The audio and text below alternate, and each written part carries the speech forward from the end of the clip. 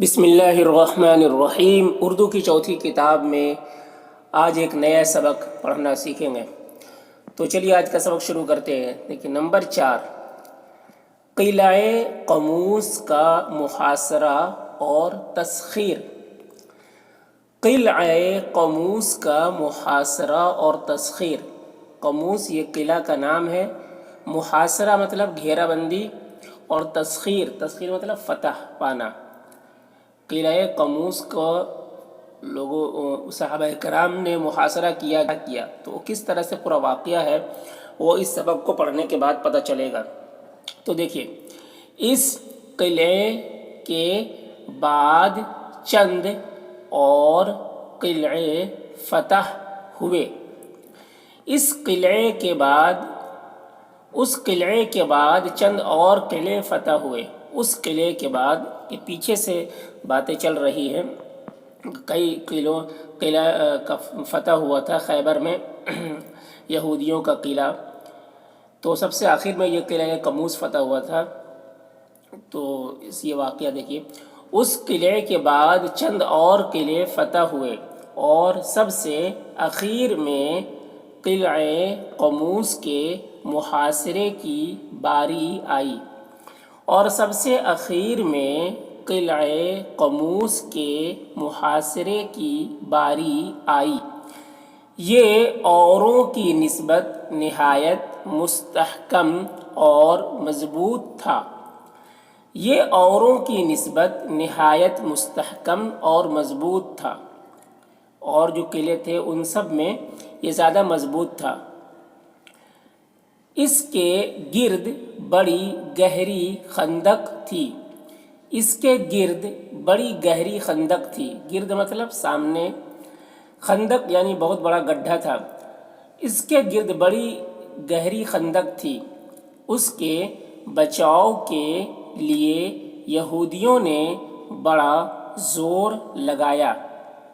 اس کے بچاؤ کے لیے یہودیوں نے بڑا زور لگایا اور اس ہمت و جواں مردی سے مقابلہ کیا اور اس ہمت و جواں مردی سے مقابلہ کیا کہ کئی دن تک اس کی فتح کی کوئی صورت نظر نہ آئی۔ کہ کئی دن تک اس کی فتح کی کوئی صورت نظر نہ آئی۔ مسلمانوں میں سے حضرت عمر اور حضرت ابوبکر رضی اللہ عنہما اور بڑے بڑے صحابہ نے زبردست کوششوں کے ساتھ حملے کیے۔ مسلمانوں میں سے حضرت عمر اور حضرت ابوبکر رضی اللہ عنہما اور بڑے بڑے صحابہ نے زبردست کوششوں کے ساتھ حملے کیے، مگر کامیابی نہ ہوئی۔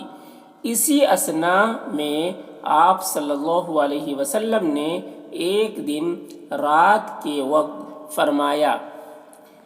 اسی اثناء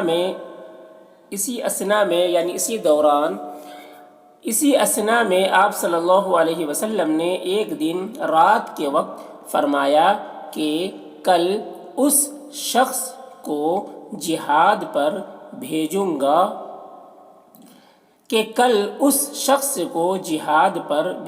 گا جو خدا اور رسول کو بہت عزیز ہے اور جس کے ہاتھ پر خدائے تعالی اسے فتح کرے گا، اور جس کے ہاتھ پر خدائے تعالی اسے فتح کرے گا، یہ مژدہ سن کر سب اس بات کے منتظر ہوئے۔ مژدہ یعنی خوشخبری۔ یہ مژدہ سن کر سب اس بات کے منتظر ہوئے کہ دیکھیں یہ فضیلت خدا کس کو نصیب کرتا ہے۔ اس بات کے منتظر ہوئے کہ دیکھیں یہ فضیلت خدا کس کو نصیب کرتا ہے۔ حضرت علی کرم اللہ وجہ کی آنکھیں دکھ رہی تھیں۔ حضرت علی کرم اللہ وجہ کی آنکھیں دکھ رہی تھیں، اس لیے وہ غزوے میں تشریف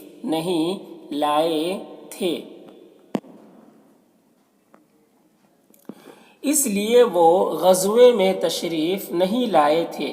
لیکن بعدہ ان کے دل میں کچھ ایسا ولولہ پیدا ہوا۔ یعنی اس کے بعد لیکن بعدہ ان کے دل میں کچھ ایسا ولولہ پیدا ہوا کہ اس بیماری کی حالت ہی میں سوار ہو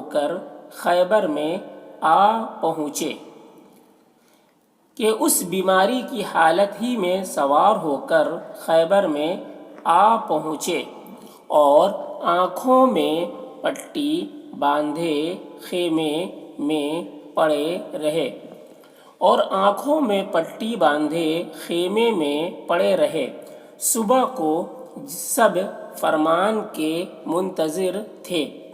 صبح کو سب فرمان کے منتظر تھے۔ فرمان کے یعنی آپ صلی اللہ علیہ وسلم کے حکم کے، کہ کن کو آپ صلی اللہ علیہ وسلم فرماتے ہیں۔ آپ صلی اللہ علیہ وسلم نے فرمایا علی کرم اللہ وجہ کہاں ہے؟ آپ صلی اللہ علیہ وسلم نے فرمایا علی کرم اللہ وجہ کہاں ہے؟ اصحاب رضی اللہ عنہم اجمعین نے عرض کی یا رسول اللہ صلی اللہ علیہ وسلم، وہ آج بہت سویرے آ تو گئے ہیں، مگر ان کی آنکھوں میں سخت درد ہے۔ آپ صلی اللہ علیہ وسلم نے فرمایا انہیں سامنے لاؤ۔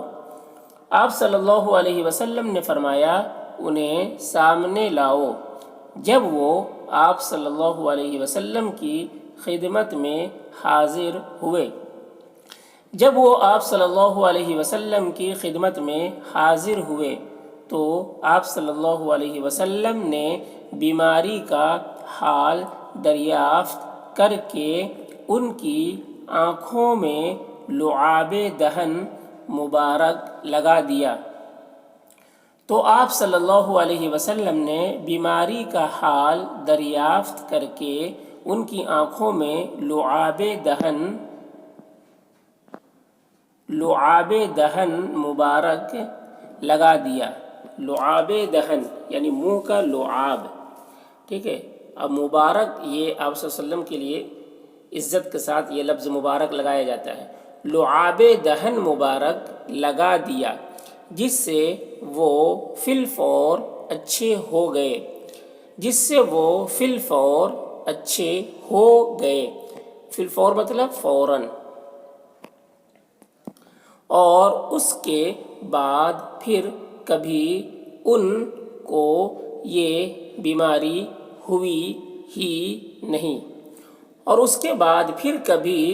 کو یہ بیماری ہوئی ہی نہیں۔